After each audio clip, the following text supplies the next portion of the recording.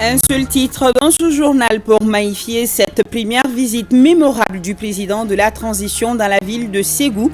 En cette journée du 13 juin, le colonel Assimi Goïta a posé 3 actes majeurs qui seront inscrits dans les agendas. Il s'agit d'abord du lancement des travaux de la route Banankoro-Dioro longue de 45 km, de l'opération de distribution gratuite de plus de 30 000 tonnes de vivres et enfin la relance des activités de la compagnie malienne des textiles Comatex. Ségou sortit massivement pour dire merci au chef de l'État et à sa délégation. Nos envoyés spéciaux nous feront le point dès le début de cette édition. Mesdames, Messieurs, bonsoir et bienvenue aux informations. Informations qui va être largement dominées par ce déplacement d'envergure du président de la transition en 4e région. Nous allons donc commencer par la relance des activités de la compagnie malienne des textiles. Des Oura ont accompagné ce geste qui vient en droite ligne des ambitions des autorités de la transition, mais aussi et surtout droit au cœur des populations de la cité des Balazans. Mais partons d'abord avec cette première activité. Il s'agit de l'acte fort posé par le président de la transition, la relance de la Comatex. Nos envoyés spéciaux, Sira Bachili, Tchédje Kamara, Adama Kamara. L'espoir de 1250 travailleurs dans les mains du président de la transition. Avec ce coup de ciseau, le colonel Assimi Goïta redonne vie à la Comatex, compagnie malienne des textiles, et les machines sont mises en marche pour de bon. Un 13 juin 2023 qui sera sûrement inscrit dans les annales de l'histoire du Mali. Le secteur industriel étant une importante composante de l'économie. Elle est revitalisée, ouvrant la voie au développement du commerce. Aujourd'hui, la Comatex, notre patrimoine national, a un nouveau statut. Elle est devenue une société dont l'État est unique actionnaire, doté d'un concordat et d'un plan de relance. Cela a été rendu possible grâce à votre vision de chef d'État, permettant de sauvegarder les emplois des travailleurs, d'apporter une plus-value au coton malien et de créer des richesses au niveau régional, national et même sous-régional. Soyez-en remerciés, Monsieur le Président. Excellence, Monsieur le Président, votre vision, votre volonté politique, votre implication personnelle, votre détermination à prendre les entreprises stratégiques pour le Mali puise sa source dans les analyses Agenda Coton de l'UMOA qui révèle que la transformation industrielle locale de chaque 25 tonnes de fibres de coton génère 50 emplois, l'amélioration des conditions de vie et des populations et la vigueur de la croissance économique inclusive et durable. L'État reprend ainsi les rênes de la Comatex avec l'entreprise chinoise Covec.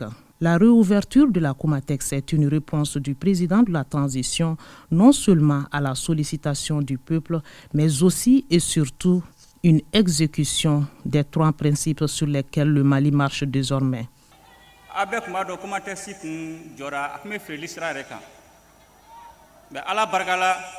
Comment est-ce que Mali Taïbi nous avons fait tout là.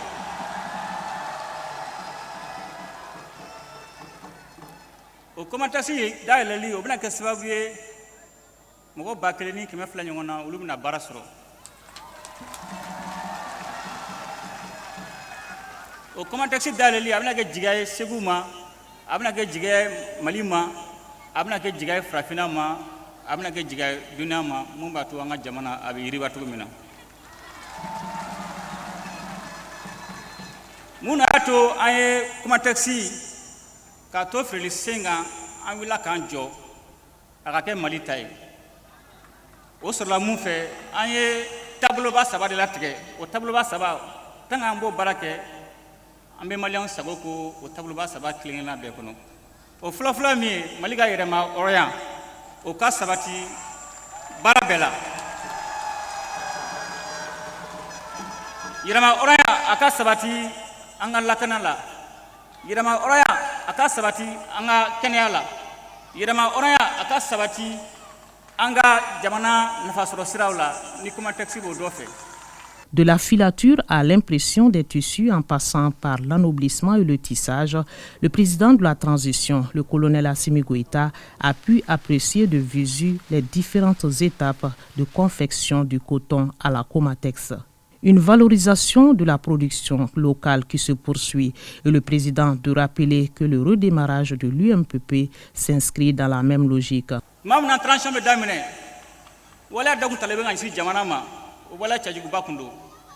Mais ala barkala an sera senda wala beka a wala fala jume a wala fala jume a bebe CMDT do CMDT freliko kume sena an senda ka a flana UMPP an fraglan ro o dugukolo son ou me fera frère son na dugukolo son de ka tano o wari mais ala barkala an sendo fana ka bi ulu be warala sabana o Comatex abe wo kalama ala barkala o latigara bi nana o mali arekore ferli ko kum bana ka ban aya sendo fana ka bi arekore mali tay. Avec un chiffre d'affaires de 7 à 8 milliards de francs CFA par an, la compagnie malienne de textile a une capacité d'impression de tissus de 6 millions, un véritable vivier. La ville de Ségou, chanceuse aujourd'hui, le président de la transition a également lancé l'opération de distribution gratuite de céréales. Plus de 30 000 tonnes seront offertes gratuitement à la population en insécurité alimentaire. C'est ce qui prévoit le plan national de réponse 2023 à l'insécurité alimentaire. Retrouvons nos envoyés spéciaux Bourama Traoré, Adama Kamara, Tchédje Kamara et Saïd Mohamed Diarra. Si ventre creux n'a point d'oreille selon l'adage, le président de la transition apporte à manger à ses compatriotes des camions remplis de vivres en direction des zones en insécurité alimentaire. L'opération de distribution gratuite de céréales est ainsi lancée par le chef de l'État.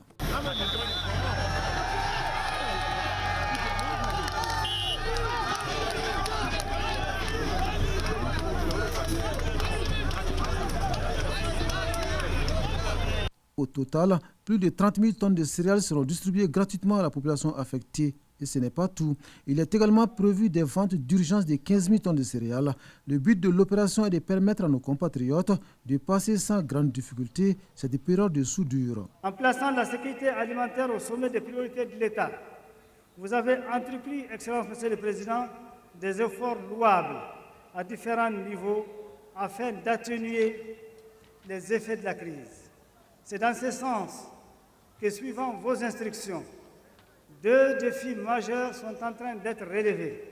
Il s'agit premièrement de la mise en œuvre de la réponse qui est de mieux en mieux coordonnée avec l'ensemble des acteurs et intervenants du secteur et de l'administration suivant les orientations du gouvernement, ce qui permet d'assurer plus efficacement que l'assistance arrive dans les meilleures conditions aux personnes en difficulté et d'avoir une meilleure lisibilité dans les actions.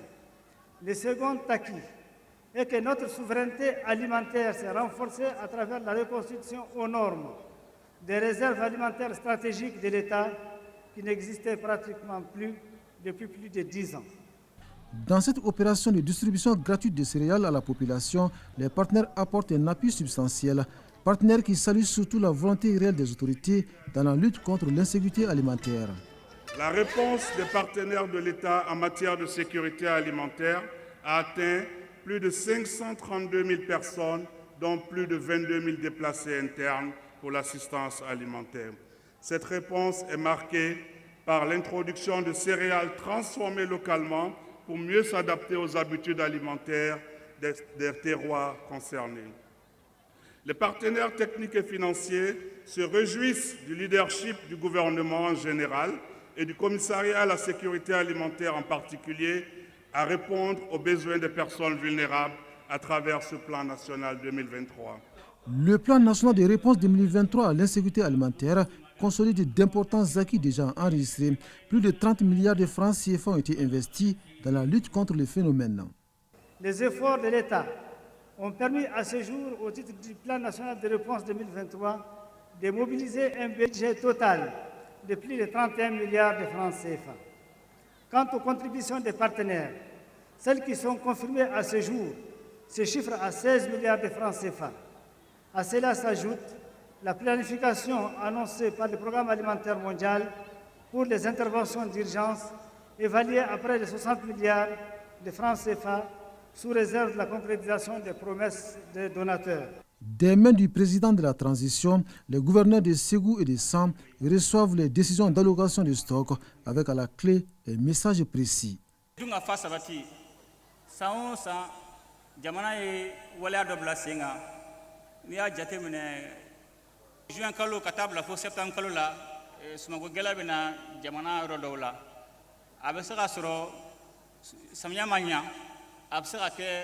Lakana gɛlɛya to dɔw ma se ka sɛnɛ kɛ o hukumu na jamana ɲɛmɔgɔw b'a bila sen kan ka jamana ka wuli ni suma ye ka suma tila jamana région bɛɛ la mun b'a to minnu b'o degun kɔnɔ olu bɛ se k'o sɔrɔ cogo min na.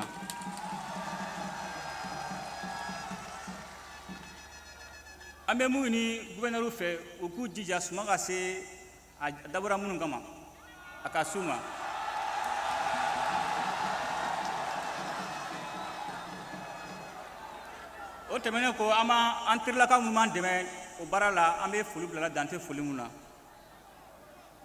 Après donc l'effort, le suivi, afin qu'une seule graine du stock ne soit détournée du chemin indiqué. Oui, vous l'aurez compris, le président de la transition, le colonel Assimi Goïta, a Ségou aujourd'hui pour une visite de quelques heures pour poser des actes forts. Vous avez à présent le lancement des travaux de la route Banankoro-Dioro, longue de 45 km. Coût des travaux, plus de 23 milliards de francs CFA entièrement financés sur budget national. Sa réalisation permettra de désenclaver une dizaine de localités et de faciliter l'écoulement des productions agricoles, nous indiquent nos envoyés spéciaux Bourama Traoré, Adama Kamara, Tchédje Kamara et Saïd Mohamed Lamine Diara. Quand un chef de l'État se déplace, c'est pour apporter des réponses aux préoccupations de ses concitoyens. Le président de la transition à Ségou en est certainement un témoignage éloquent.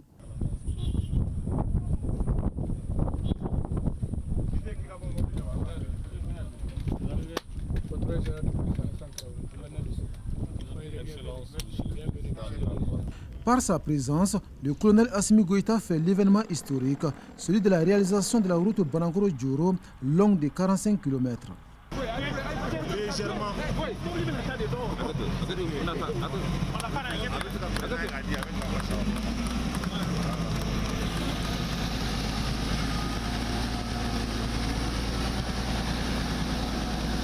Ce premier coup de lame officialise le début des travaux qui s'exécutent déjà à bon rythme par l'entreprise EGK en charge du chantier. Nous allons tout faire pour se conformer au cahier de prescriptions techniques. Les travaux seront exécutés conformément à la règle de l'art et le délai sera respecté conformément au planning que nous sommes engagés. Le matériel est disponible, le personnel est là et les choses se passent de façon correcte. À ce niveau, il n'y a pas d'autres soucis à se faire. Depuis 57 ans, la réalisation de cette route était une demande forte de la population, à laquelle le président de la transition apporte une réponse précise. Le marché de Dioro, c'est un grand marché commercial. Tout le monde vient à Dioro, même les pays voisins viennent. Donc depuis 1966, Dioro est en train de chercher cette route-là. Mais aujourd'hui, grâce à la transition, nous avons la route. Donc ça va booster l'économie de la localité. Dans 24 mois, ça va rouler belle sur Banankoro-Dioro. Le financement est assuré à 100% par le budget national à hauteur de plus de 23 milliards de francs CFA. La route est un levier essentiel du développement économique, social et culturel du Mali. Au regard de sa continentalité, la route est à notre pays ce que le sang est au corps humain. Les moteurs aux véhicules automobiles, la racine de l'arbre.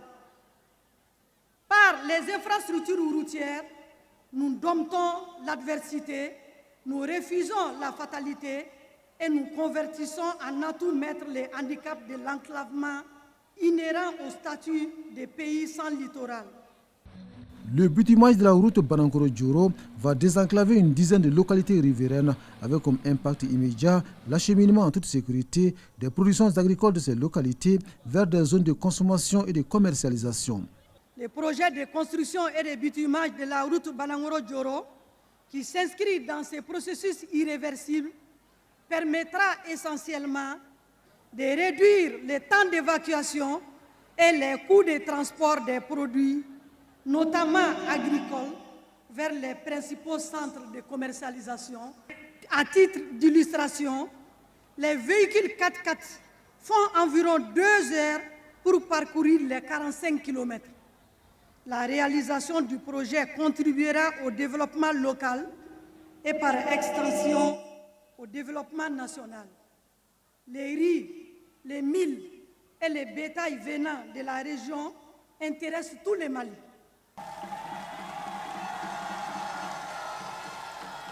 Jamana jola bena joro do ka damne dugudo na fo na se président ma sigu kaw aya joro fa akaka ngo fuli bla bela bana goro ni joro usira damne li bara annano la o kun sigu la ini bay ala barka la gouvernement ka chesri an sente ka chesri la o kra o latkara bi ambi ala fukala barkada o sira mu na glan o bina ge jigaye seguma o bina ge jigaye jamana do ma mun ba to u ka takasigi u be lafiya sura kono mun ma so u ka takasigi u be kena to kono be lakana sura kono mun ma to jago be yiriwa dugu nu nyonche abike sawu fanay anga shibla kamunu nute barala u ka bara soro. Si le développement passe par la route, celle de Banankoro-Djoro met fin à plus d'un demi-siècle de calvaire de la population locale. Difficile de décrire sa joie avec des mots.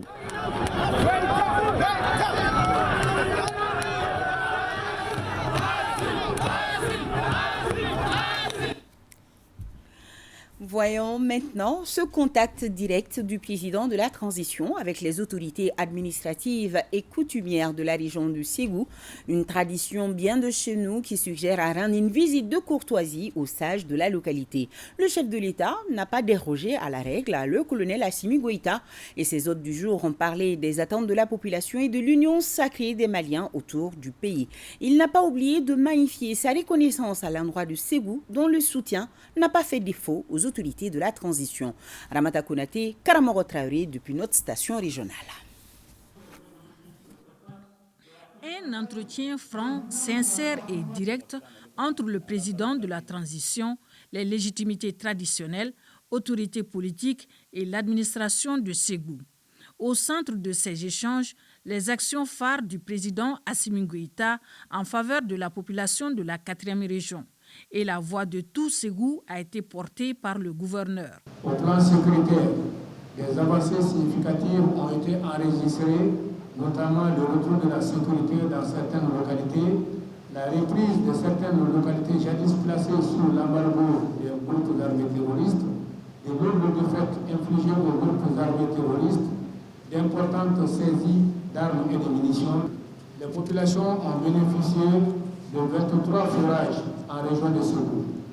Sur le plan médical, la dotation en ambulance médicalisée de l'ensemble des districts sanitaires de la région, excepté celui de Ségou, et la dotation en matériel et équipements médicaux de certaines structures sanitaires de la région.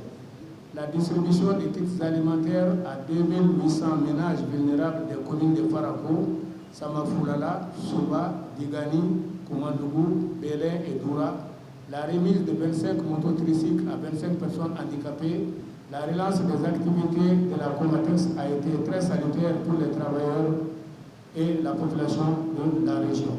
En termes de perspective, Monsieur le Président, les populations de la région de Ségou souhaiteraient la construction du pont de Ségou et celle d'un camp à Bélin sur l'autre rive du fleuve. Visiblement, l'hôte de marque et ses diatiki ressentent chacun le besoin d'exprimer sa reconnaissance à l'autre. Je ne trouve pas de mots assez forts pour décrire cette atmosphère que je ressens, ou j'allais dire que nous ressentons ici à Ségou aujourd'hui, festive à l'occasion de votre visite en 4e région pour l'inauguration de cette de certaines infrastructures capitales pour la région. Nous célébrons, Excellence, Monsieur le Président de la transition chef de l'État, les preuves concrètes de la politique de développement économique et social menée sous votre leadership. Be foli bila Segu cɛkɔrɔbaw la, ka foli bila Segu dugutigiw la, ka foli bila Segu ladatɔnw la, ka foli bila administration na. Ni n ko n b'aw fo, n tɛ se k'aw fo ka s'a dan na. A bɛ fɔ cogo min na, hadamaden n'i to i yɛrɛ ma i tɛ kɛ foyi ye. Mɔgɔ mana kɛ cogo o cogo i fana jigi dɔ ye. Segukaw wulila k'u jɔ jamana in ye a ma dogo mɔgɔ si la. Tuma o tuma ni gɛlɛya ɲɛsira jamana ma Segukaw ma to kɔ. A ka kan bi n k'o foli fɔ aw sigilen ɲɛna, k'o fɔ aw ka gouverneur ɲɛna, k'o fɔ ministre bɛɛ ɲɛna. Remerciements et aussi invite des Maliens au sacrifice et à l'unisson pour notre pays. Tel est l'essentiel de l'adresse du président au cours de cette cérémonie. Mali jamana bɛ yɔrɔ min na bi bi in na a ma dogo mɔgɔ si la. Sabula da kan an ye sira kura dɔ de ta. O sira kura n'an y'a fɔ ko an ka kan yɛrɛ ye. An ka nafa sɔrɔ siraw olu ka kan an sago la. An ka jamana ka kan an ka jamana ye. O kɛlɛ o tɛ taa gɛlɛya kɔ. Bi bi in na Mali mɔgɔ caman ka nan bɔ dɛ. Donc okumu kɔnɔna la a ka kan an ka fanga de fara ɲɔgɔn kan. Enfin, des bénédictions ont été formulées par l'imam de la grande mosquée, les communautés chrétiennes de Ségou au cours de cette cérémonie, ce qui prouve à suffisance le bon vivre ensemble, un des fondements de notre culture. Et avant de quitter Ségou, il était évident que le président de la transition, le colonel Assimi Goïta, allait partager un repas de corps avec les FAMA de la 2e région militaire de Ségou. C'est ce qui a été fait dans le pur respect de la tradition militaire. Fousseini Tunkara nous raconte ça. Le repas de corps est une tradition militaire.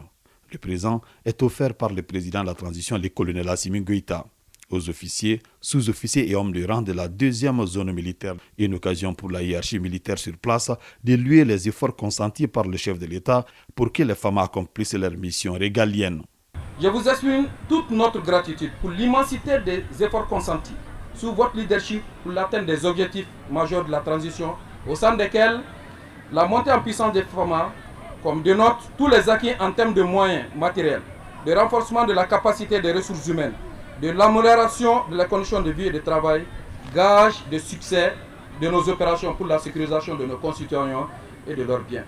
En retour, face à cet élan de sympathie et d'estime à leur égard, les femmes de Ségou promettent au président de la transition d'œuvrer au rayonnement de la cohésion sociale. J'exhorte les uns et les autres à l'engagement sans faille, au professionnalisme et surtout au bien vivre dans un esprit de camaraderie, dans le respect de la discipline, d'unité, de solidarité, de cohésion, socle d'une armée forte, puissance au service d'une nation. C'est avec ces propos réconfortants que le chef de l'État et sa délégation ont quitté le camp Sékou Amadou Tall de Ségou. Pour un invité de marque, la ville de Ségou, comme elle sait bien le faire, a souhaité la chaleureuse bienvenue à la délégation présidentielle. L'ambiance au stade Amarindao avec nos envoyés spéciaux a retrouvé probablement au cours de ce journal. Voilà en gros ce qu'on pouvait vous dire sur cette première visite à Ségou du président de la transition, avec à la clé des activités marquantes pour le quotidien des populations de la 4e région, un compte rendu fidèle de nos correspondants sur place ainsi que de la forte équipe d'envoyés spéciaux. Et pour rappel, toute la cérémonie a été diffusée en direct sur nos antennes. Revenons donc à Bamako et parlons de cette audience accordée par le chef du gouvernement à la délégation de la Chambre des mines du Mali et à celle de l'Union malienne des aveugles. Les détails avec Aoulusseini Touré. Le président de la Chambre des mines est venu plaider en faveur de la levée de la mesure restrictive concernant l'exploitation traditionnelle de l'or. Au nom, évidemment, de l'ensemble des acteurs du secteur minier, d'approcher les plus hautes autorités pour les faire part, évidemment, des griefs, évidemment, qui sont au niveau de ce secteur-là. Celles qui refusent, évidemment, d'attribuer des permis aux usagers. Et la seconde, c'est celle qui interdit même ceux qui ont des permis de les accorder le renouvellement. Donc ça, c'est des faits patents qui peuvent vraiment impacté beaucoup évidemment l'évolution de notre secteur, parce que nous sommes dans une globalisation. Et il y a d'autres pays, nous sommes aujourd'hui 3e pays producteur du continent, et si on veut évidemment garder évidemment notre rang, on est obligé évidemment de tenir compte évidemment de nos textes législatifs et réglementaires. Le Premier ministre a apprécié beaucoup évidemment notre démarche, et il nous a demandé de préparer un mémorandum bien détaillé et appuyé d'une lettre pour qu'il puisse lui aussi transmettre acquis des droits. Les juristes vivant avec un handicap se félicitent quant à eux d'une mesure favorisant leur promotion sociale et professionnelle.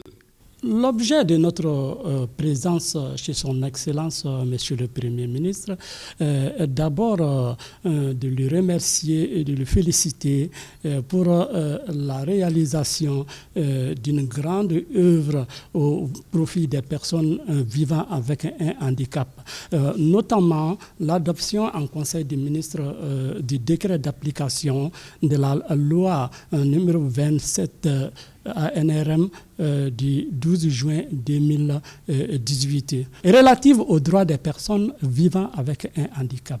Le Premier ministre, qui a pris bonne note de la demande des uns et de la satisfaction des autres, se fera le relais auprès des plus hautes autorités. Un nouveau pas de plus dans la démarche Refondation Mali. Présentation au public ce jour, 13 juin, de 15 mois de collecte de données au niveau des services publics. Le tout rassemblé dans un rapport du comité indépendant de suivi et évaluation de la mise en œuvre des recommandations des Assises nationales de la Refondation allant de la période du 1er janvier 2022 au 31 mars 2023. L'exercice a pour résultat d'imprégner le public pour la mise en œuvre des recommandations des ANR. Bokari Koulibaly. Le présent rapport fait l'état de la mise en œuvre des recommandations des Assises nationales de la Refondation. Les résultats présentés dans le document résultent de l'analyse des données extraites de la base de données constituée par les Sincère ANR. Ce qu'on peut retenir de ce rapport, c'est qu'il y a en fait, si vous voulez, le respect de ce qu'un peuple a émis. Un peuple a émis une volonté de voir certains comportements ou des infrastructures changer pour permettre la réalisation du Mali croix. Et le gouvernement a estimé pouvoir le faire en catégorisant les recommandations 55, 153, 309. Aujourd'hui, nous sommes là principalement pour vérifier si les 55 recommandations, en tout cas, sont en train d'être mises en œuvre pendant la transition. Au dire du coordinateur général du Sincère, de grandes avancées sont à énumérer. Un pas important, le fait que la Constitution a été rédigée. L'un des pas importants également, c'est le démarrage des activités de la Comatex, qui a été vraiment une revendication phare. Aujourd'hui, le trafic ferroviaire a repris. Notez que les actions prioritaires non encore commencées sont au nombre de 9. Elles représentent 16,36% des actions prioritaires de la transition. On peut citer la révision des compétences de la Cour constitutionnelle en matière électorale, la lutte contre la fraude fiscale, entre autres. Retournons à Ségou où toutes les couches sociales étaient représentées au stade Amarindao. Avec Sera Bachili donc, Adama Kamara et Tchédje Moussa Kamara qui sont nos envoyés spéciaux.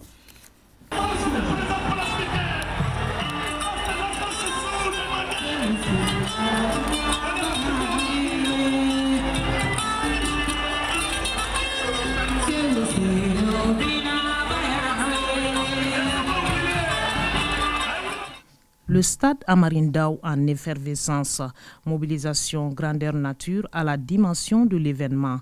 Les Ségoviens expriment ainsi leur reconnaissance au président de la transition pour avoir répondu à leur appel. Une première visite marquée par des actes que Ségou qualifie de mémorables pour la région. Oui, Monsieur le Président, merci pour le lancement ce matin des travaux de reconstruction de bitumage de la route Banankuru-Djourou, longue de 45 km, porteuse d'espoir. Merci pour la réhabilitation du tronçon urbain de la route nationale 6, un rêve des Ségoviens. Merci pour les vivres à travers le plan national de réponse à l'insécurité alimentaire. Ventre creux n'a point d'oreille. Merci pour l'honneur. Merci pour la réouverture de la Comatex, fleuron de l'industrie et du textile. Merci pour la souveraineté retrouvée. Toute la population de Ségou est fière de vous et vous rassure de ne ménager aucun effort pour assurer à cette transition que connaît notre pays la réussite totale pour un Mali uni, indivisible, prospère et éternel. Un coup d'accélérateur à 3 secteurs de développement qui assurent le bien-être des populations à travers une économie dynamisée et soutenue par une réorganisation. De quoi rendre fiers les habitants de Ségou. Vraiment, ça m'a beaucoup marqué. Pourquoi ça m'a beaucoup marqué? Ça fait 3 années plein que la Comatex a été fermée.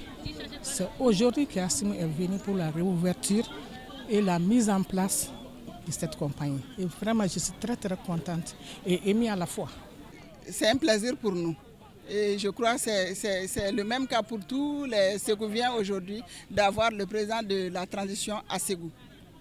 Quel message les femmes ont à l'endroit du président de la transition? Nous nous disons de ne pas baisser les bras, de foncer, de terminer ce qu'il a commencé. Et que l'espoir de tous les Maliens, de toutes les femmes du Mali, on le suit, on le soutient.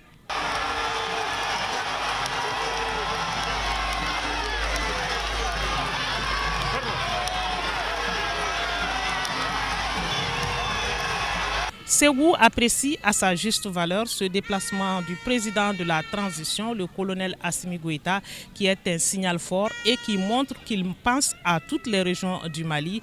Selon les Ségouviens, c'est tout simplement la refondation du Mali qui est en marche.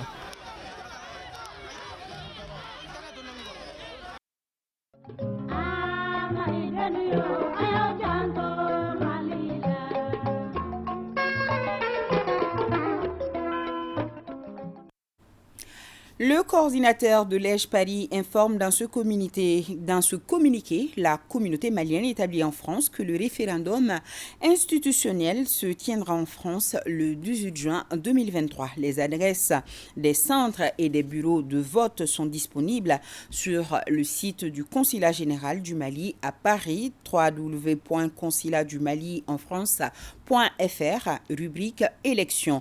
Le coordinateur Aboubacar Dolo s'est compté sur la bonne compréhension de tous.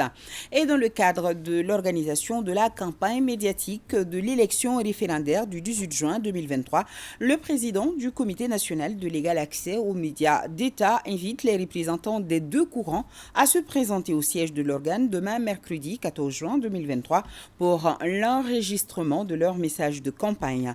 10h, le courant du oui, 10h30, le courant du non. Conférence de vulgarisation du projet de constitution sur une initiative du parti SNID Faso Iriwaton. Son président, Maître Muntaratal, a fait comprendre au public présent que la laïcité est une force de notre nation et non une faiblesse, car elle sert de ciment pour les populations maliennes. Le président du SNID a également invité les Maliens au vote massif ce 18 juin prochain. Jules Sambou Sissoko, compte rendu.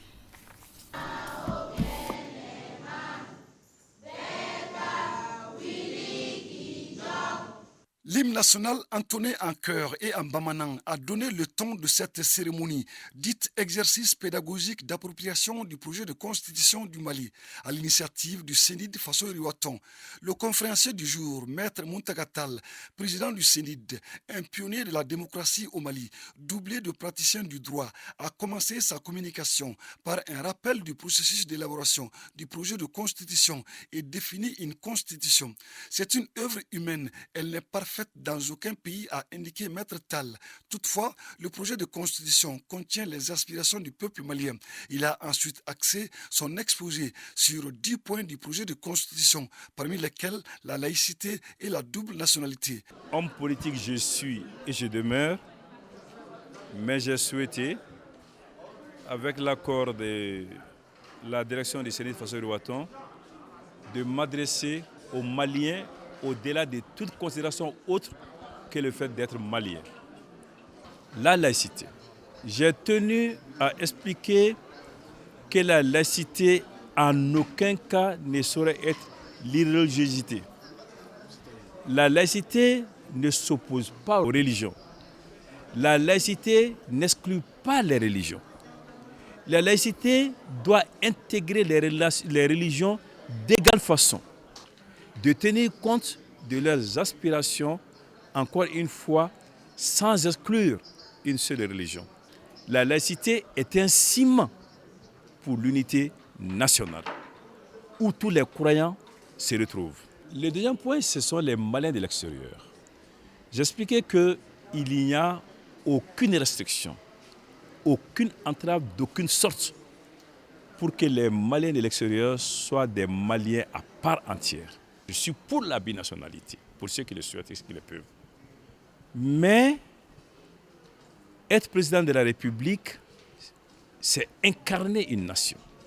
Le référendum constitutionnel est un préalable au retour à l'ordre constitutionnel. C'est pourquoi le président du CENID appelle les Maliens à la mobilisation massive pour un taux de participation massif en faveur du oui le 18 juin 2023.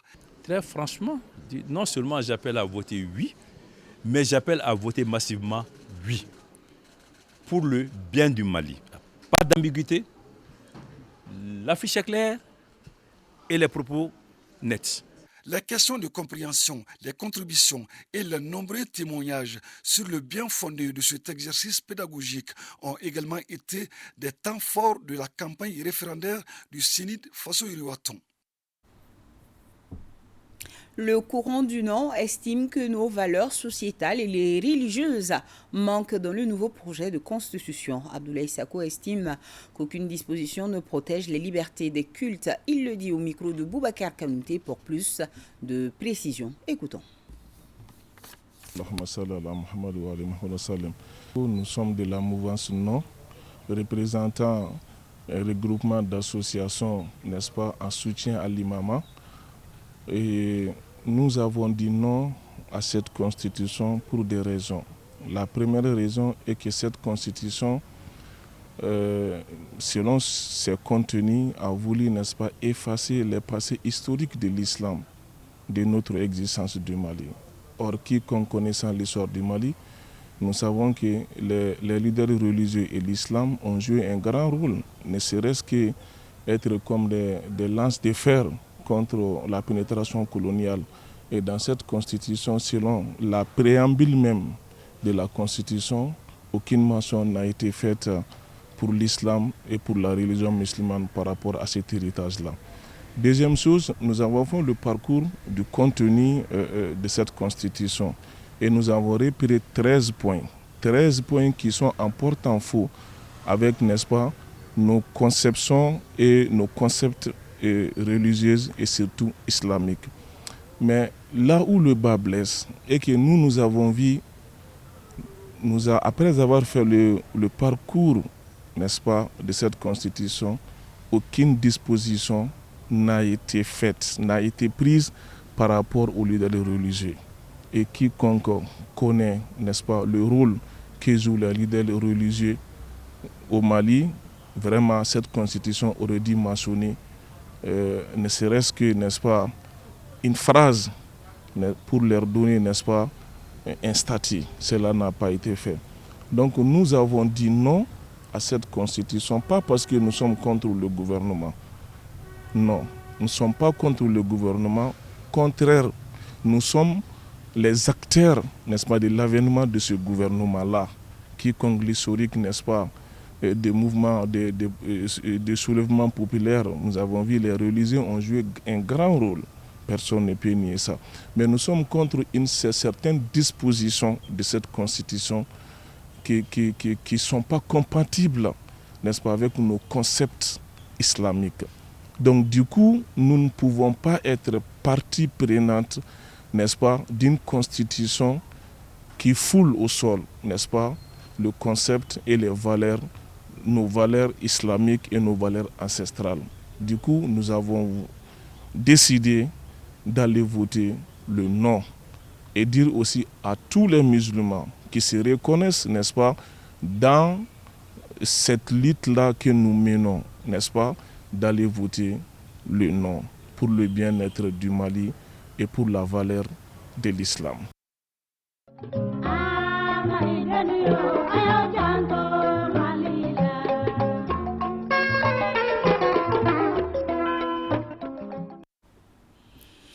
Et si on faisait à présent un tour à la Mecque, on apprend de nos envoyés spéciaux qu'un nombre important de pèlerins de la filière gouvernementale est à Médine, soit 4 vols sur les 7 prévus au total. Le quartier général de ces pèlerins est établi dans les proximités immédiates de la mosquée du prophète Mohammed, paix et salut sur lui, à Médine. La restauration a été améliorée et quant à l'aspect médical, aucun cas grave n'a été signalé, excepté 2 malades légers. Hajj 2023, les détails avec Soumaïla Berté, Youssouf Berté et Abdoulaye Diop, nos envoyés spéciaux. Les pèlerins maliens continuent d'arriver à Médine, première étape de leur séjour en Arabie Saoudite, dans le but de répondre efficacement aux sollicitations de tous les pèlerins maliens en général et ceux de la filière gouvernementale en particulier. La maison du Hajj, maître d'œuvre de l'organisation de l'événement, a mis les bouchées doubles.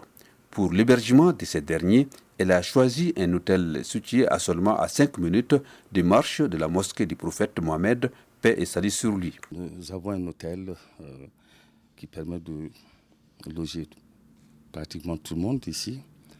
Et maintenant, évidemment, le premier jour, à notre première arrivée, les pèlerins fatigués, les délégués fatigués, ça va faire quelques cafouillages, mais qu'on a vite résolu. Parce que nous avons l'expertise de l'année dernière, déjà qui a bien marché. Donc nous avons mis en place cette expertise, les femmes d'un côté, les hommes d'un autre, et ensuite on a redistribué les chambres. Quant au volet restauration, les organisateurs du Hajj 2023 apportent des changements conséquents par rapport à 2022. Les mets offerts aux pèlerins sont du Made in Mali améliorés. Pour la restauration de la filière gouvernementale, on a essayé d'améliorer le menu pour nos pèlerins, d'ajouter certains repas qui n'existaient pas l'année dernière, afin qu'on puisse satisfaire le maximum du goût de nos pèlerins maliens. Ces pèlerins en témoignent. La restauration, ça va dans l'ensemble. Mais bon, les menus qui nous sont servis, c'est purement des menus maliens. Les repas étaient délicieux, l'accueil était chaleureux, très satisfaite. Je suis contente. Je ne fais que remercier la maison du Hajj, car la restauration elle est parfaite. Vraiment, les repas sont délicieux, tout est bon ici vraiment. Au plan médical, pas d'inquiétude majeure, on note tout de même 2 cas de maladie. Dans l'ensemble, pour le moment, on n'a pas eu de cas graves de nos pèlerins. Il y a eu 2 cas seulement, un cas d'hier où la dame avait des problèmes de diarrhée. On a pu gérer ça sur place. Le deuxième cas, il y avait la dame qui était tombée dans sa chambre. La tête, là, il y a eu des blessures. On a pu prendre en charge. Sur les 7 vols programmés de la filière gouvernementale, 4 sont déjà à Médine. Une fois la phase accueil et hébergement terminée, les pèlerins maliens vont se consacrer au but ultime de leur séjour ici, en attendant l'étape de la Mecque pour l'accomplissement des rites du Hajj. Ici au Mali, c'est parti pour l'opération de vérification des mesures et de lutte contre la fraude et la concurrence déloyale dans le sous-secteur du fer à béton. C'est ici à Bamako donc. L'action qui s'étend jusqu'au 28 juin concerne l'ensemble du territoire national. Déjà à Bamako, aucun des points de vente de fer et sociétés visitées n'est dans les normes. Nous précise Mohamed Kentao et Alou Bekone. Cette visite inopinée de la Direction générale du commerce, de la consommation et de la concurrence, ainsi que l'Agence malienne de météorologie, est une instruction du ministre de l'Industrie et du Commerce. Elle se tient au moment où les produits du sous-secteur acier inondent le marché, alors que leur qualité laisse à désirer. Cette opération concerne les fabricants, les importateurs et les distributeurs de fer à béton. Le fer est un élément central de la formation du béton. Et c'est un pilier central pour la sécurité des bâtiments et des grandes infrastructures, comme les ponts. Donc si les normes ne sont pas respectées, les conséquences sont énormes. 85. Munis de mètres à ruban et de pieds à coulisses, les invités surprises du jour procèdent au contrôle de la longueur du fer à béton, son diamètre et sa masse linéique. Si un seul des 3 paramètres n'est pas conforme, tout le lot est à rejeter. Malheureusement, partout où l'équipe du contrôle est passée, des anomalies ont été décelées sur les produits. Aucun point de vente de fer et aucune société ne respecte les normes. Au terme de la première journée de contrôle, les enquêteurs ont appréhendé dans plusieurs localités du fer à béton destiné au commerce qui ne répondent pas du tout aux normes techniques et commerciales. Les contrevenants seront sanctionnés conformément à la réglementation en la matière. Nous demandons aux professionnels, importateurs et distributeurs de fer à béton, de se conformer aux normes techniques et commerciales édictées à la matière. Nous avons bel et bien une réglementation à la matière aujourd'hui au Mali. La loi portant protection du consommateur qui prévoit l'interdiction, la fraude sur les mesures. Cette action initiée par le ministère de l'Industrie et du Commerce vise à mettre les citoyens à l'abri de l'effondrement des édifices et de la concurrence déloyale. Je tiens à rassurer les consommateurs, la population, que les missions d'investigation vont se poursuivre jusqu'à l'éradication de cette pratique commerciale frauduleuse. Les acteurs concernés n'ont pas voulu réagir. L'opération de vérification des mesures et de lutte contre la fraude et la concurrence déloyale s'étend du 12 au 28 juin. Elle concerne l'ensemble du pays. 3e édition du Festival international sur le Bakoui, autonomisation des femmes au service de la cohésion sociale et vulgarisation du projet de constitution sont les thèmes choisis. ORTM Kita Djia Mohamed Fabrice.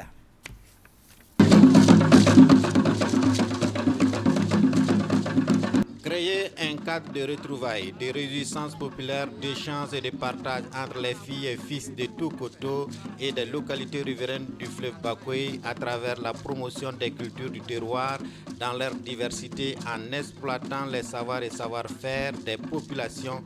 Tels sont entre autres les objectifs de cette 3e édition du Festival international sur le Bakoui FESBATO 2023. Aujourd'hui, je suis très contente de la 3e édition. Donc je suis fière aujourd'hui que Toukoto aujourd'hui est la hauteur du Mali aujourd'hui. La question de la condition de la femme et l'actualité du pays, notamment comment promouvoir le Mali croix, se sont invités dans cette 3e édition du FESBATO. C'est le rendez-vous de la spiritualité, du vivre ensemble, mais également de tout ce que les populations de Toukoto et environnement partagent. C'est également la lisière entre le Karta et le Gangaran. C'est aussi la croisée des chemins de plusieurs peuples qui sont là et c'est l'occasion qu'ils se retrouvent, qu'ils compétissent en matière de culture et d'art, en matière de beauté artistique. C'est ce que nous avons vu aujourd'hui et nous en sommes très fiers. Le festival sur le Bakoui demeure un rendez-vous pour la légende de Toukoto, de faire connaître et valoriser ses sites touristiques et historiques. Enfin, il permet aux enfants de se ressourcer, de revitaliser et d'immortaliser le potentiel culturel extraordinaire qui constitue leur patrimoine commun. Et ce communiqué, avant de nous quitter, le ministre des Transports et des Infrastructures informe l'opinion nationale qu'un accident grave de la circulation routière s'est produit ce jour 13 juin 2023 aux environs de 4 heures du matin sur la route nationale numéro 6, RN6, entre Fana et Konobougou. L'accident implique 2 cars de transport de passagers en partance pour Mopti qui sont entrés en collision avec un camion de 10 tonnes transportant du bétail circulant en sens inverse. Le bilan provisoire fait état de 15 tués, 32 blessés et des dégâts matériels importants. Toutes les victimes ont été transportées au centre de santé de Fana par les agents de la protection civile de Dioula, appuyés par les éléments de la caravane de sensibilisation à la sécurité routière organisée par l'Agence nationale de la sécurité routière. Selon les premières informations, l'accident serait causé par l'excès de vitesse et la somnolence des conducteurs. Une enquête est ouverte à la brigade territoriale de Fana. Le ministre des Transports et des Infrastructures présente au nom du gouvernement du Mali aux familles endeuillées ses condoléances les plus attristées et souhaite prompt rétablissement aux blessés. Le ministre en appelle au strict respect du code de la route afin de préserver l'intégrité de la personne humaine. Le ministre des Transports et des Infrastructures invite les usagers de la route à faire preuve de vigilance et de prudence en adoptant un comportement responsable et citoyen. Sur ce prend fin ce journal dominé par le déplacement du président de la transition, le colonel Assimi Goïta à Ségou. Grand merci à nos téléspectateurs de Toukoto, de Kita et de Maïna. Je vous dis à demain 20h. Bonsoir à tous.